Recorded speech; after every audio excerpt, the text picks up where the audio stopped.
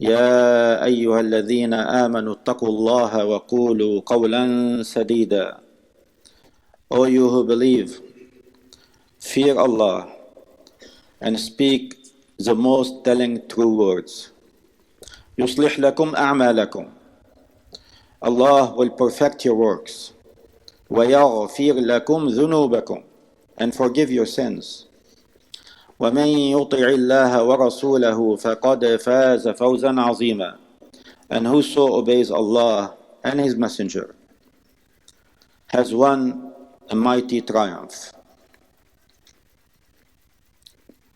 أما بعد فيا عباد الله.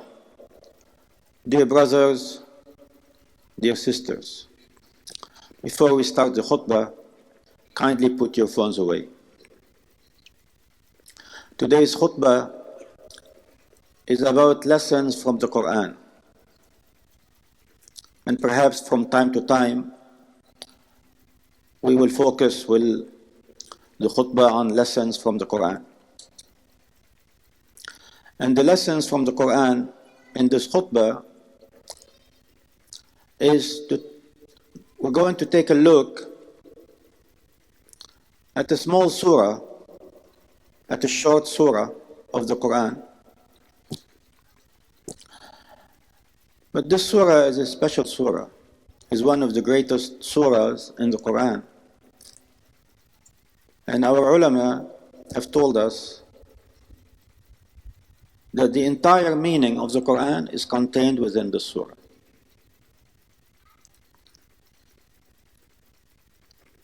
The khutbah is not a tafsir on the surah, but is about what can the Quran teach us? What can the surah teach us? What does the surah teach us? And this surah is a surah that we often recite. We recite at least 17 times every day in our prayer. It is Surah Al-Fatiha.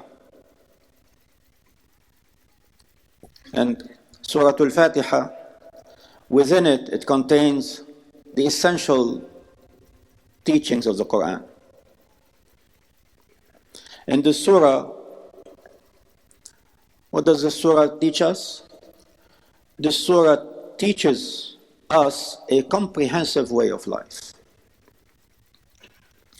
How to live our life. Focusing on our relationship with the most important thing in life, which is our Creator. Our relationship with our Creator. And it lays down in front of us a clear path of servitude, of ubudiyah. The surah defines for us the relationship between us, between the servant and God, and Allah subhanahu wa ta'ala. Particularly regarding devotion and reliance. Who do we devote ourselves to? And who do we rely upon in everything we do? This surah also teaches us the application of our faith, focusing on seeking the straight path and focusing on righteous conduct and focusing on good company.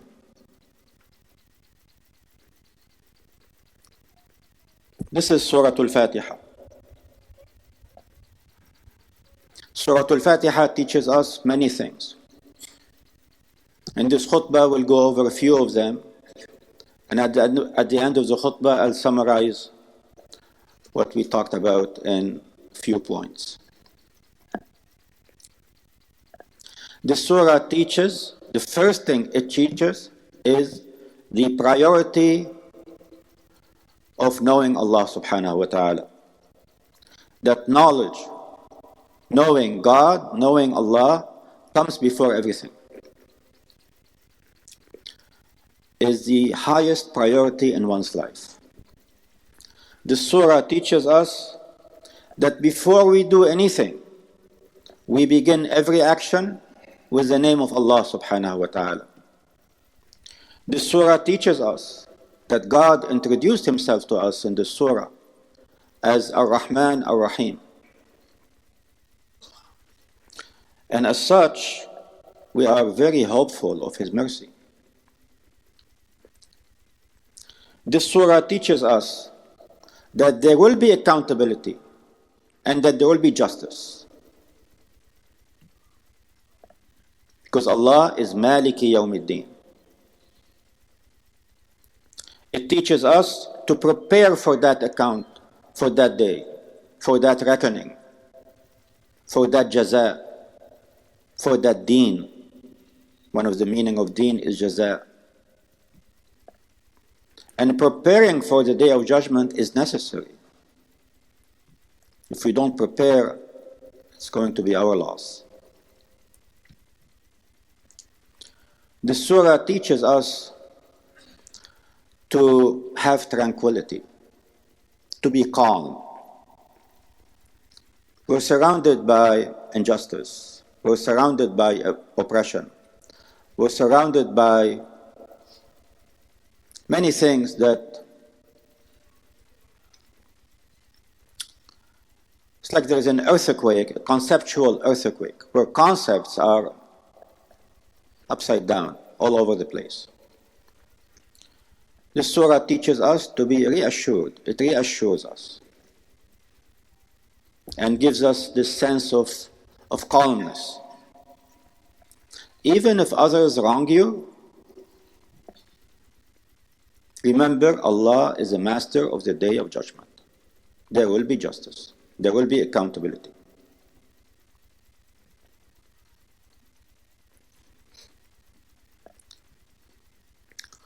The second part of the surah focuses on our relationship between ourselves and Allah subhanahu wa ta'ala. And it teaches us that we have to have one object of devotion. Singularity of worship. Singularity of devotion. That worshipping Allah subhanahu wa ta'ala is unmatched by anything. We don't worship the dollar, we don't worship fame, we don't worship power, we don't worship our hawa, our desires, our whims. إِيَّاكَ نَعْبُدُ, i.e., we only worship Thee. لَا نَعْبُدُ إِلَّا إِيَّاكَ. Only You we worship, nothing else. This surah, as the Prophet ﷺ told us in a hadith Qudsi, that it represents a dialogue between us and Allah subhanahu wa ta'ala, where Allah is talking to us and we're talking to Allah. We're having a dialogue during the prayer. Some of the early Muslims used to pause between each and every ayah in order to reflect on God's response to us or our response toward Him. It is a great honor for each and every one of us to participate in this dialogue, a dialogue between the servant and the Creator.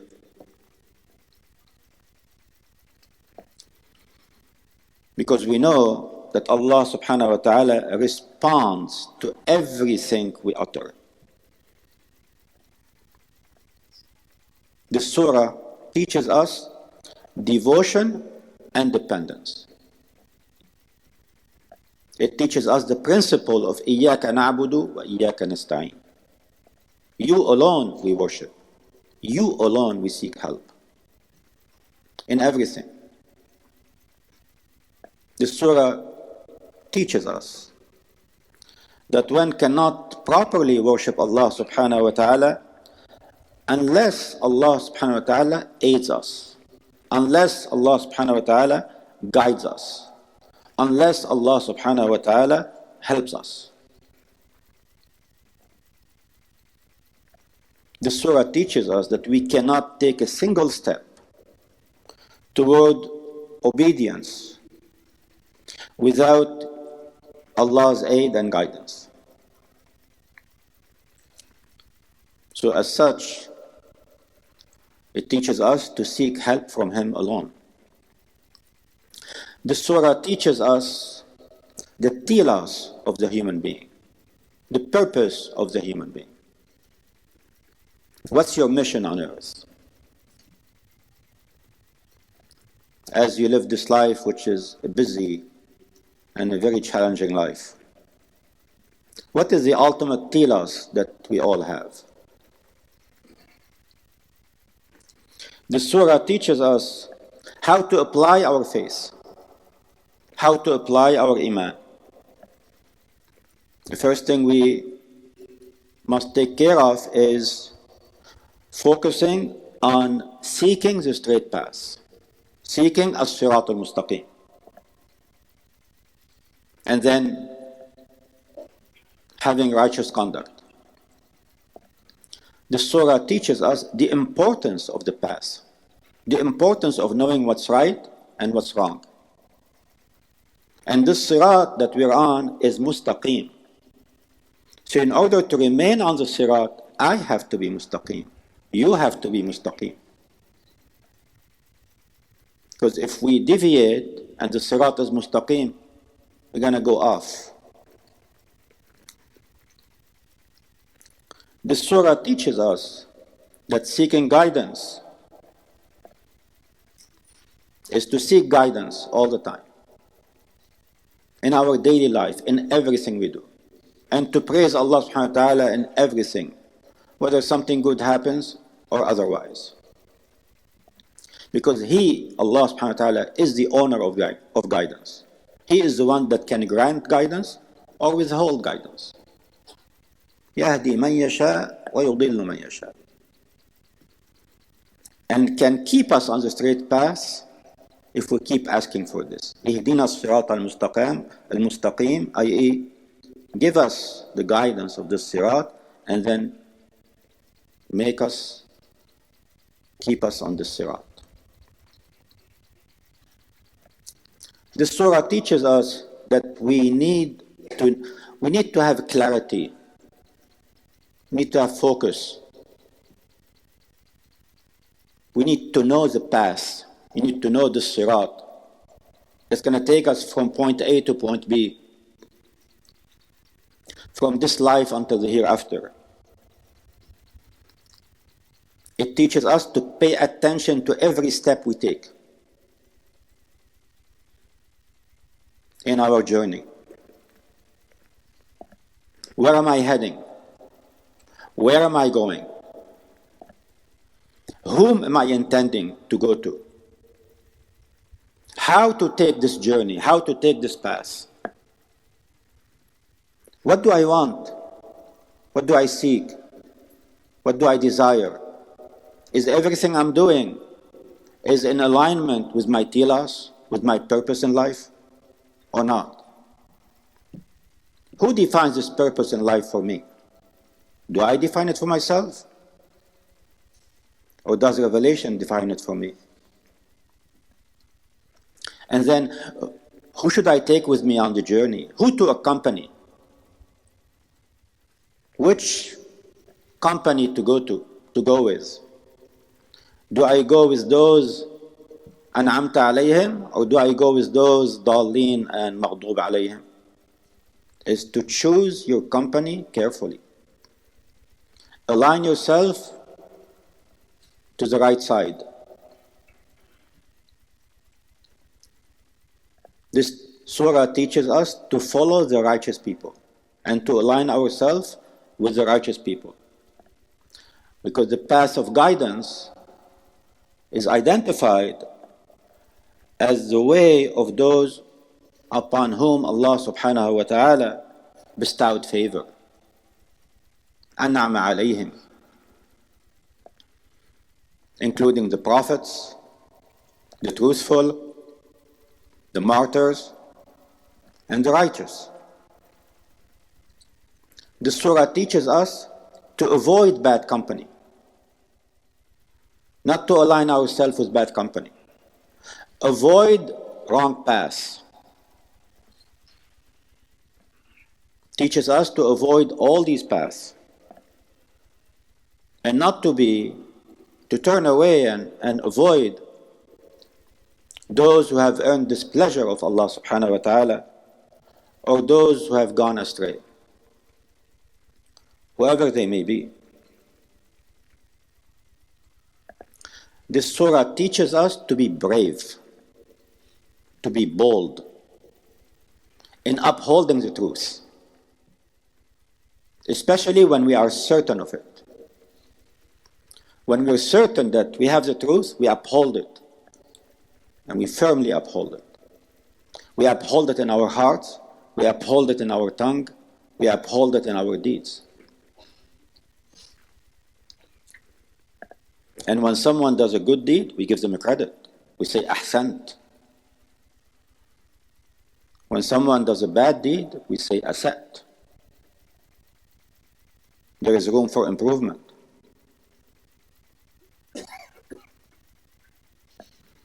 And the surah finally teaches us that we praise Allah subhanahu wa ta'ala in every situation. Alhamdulillahi Rabbil Alameen. The term Alhamdulillah is giving us the meaning, the connotation that Allah subhanahu wa ta'ala is described by all attributes of perfection. And is far remote from any imperfection. That's why praise is due to Him alone. No one else is deserving of praise.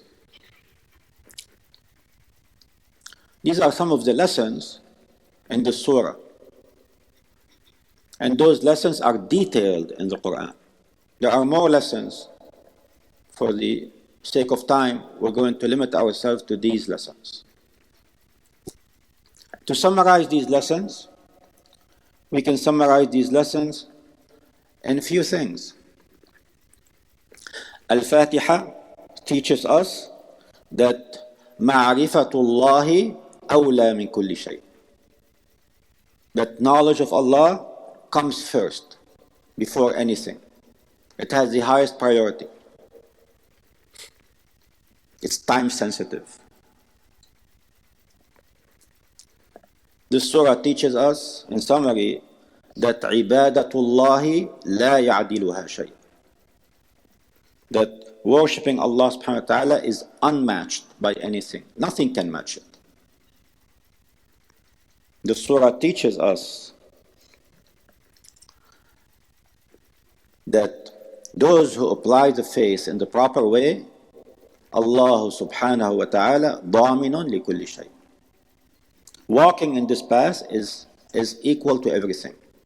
It's like you have everything.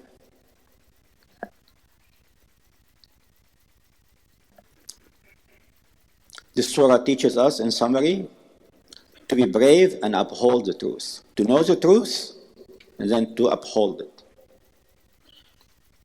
This surah teaches us to pay attention to each step I take in my life. Whether it's a physical step or an immaterial step. To know where I'm going. Why am I going in this direction? What's the end cause of everything I'm doing? How to take this path? And teaches us about good and bad company. Stick to good company, avoid bad company. أقول هذا القول وأستغفر الله فاستغفروه.